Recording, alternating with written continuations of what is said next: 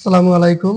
শুরু করতেছি নবম শ্রেণীর বাংলার ষষ্ঠ অধ্যায়ের সাহিত্য পড়ি সাহিত্য লেখি যে অধ্যায়টি আছে সে অধ্যায়ের ৬.১.৬ এর যে শূন্যস্থানটি আছে শূন্যস্থানটি যেটি ১৩৪ পৃষ্ঠায় অবস্থিত।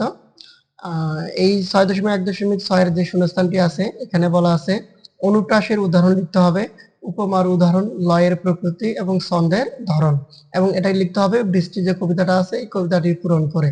তো আমি এর জন্য একটি নমুনা সমাধান রেডি করে রাখছি। সমাধানটি হচ্ছে অনুপ্রাস উদাহরণ হিসেবে আমরা লিখতে পারি সওয়ার এবং জোয়ার। এখানে শেষে র এবং র আছে, এই জন্য এটি হচ্ছে অনুপ্রাস।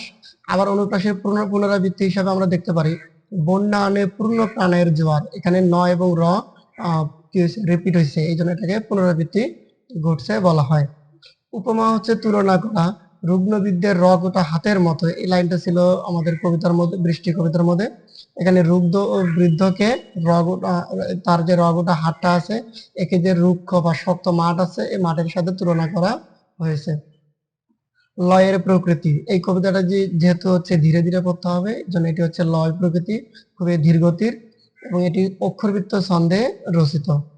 ধন্যবাদ সবাইকে। আমাদের চ্যানেলের ভিডিওগুলো যদি ভালো লাগে সবাই লাইক, কমেন্ট, সাবস্ক্রাইব করবেন এবং শেয়ার করতে অবশ্যই ভুলবেন না। ধন্যবাদ সবাইকে।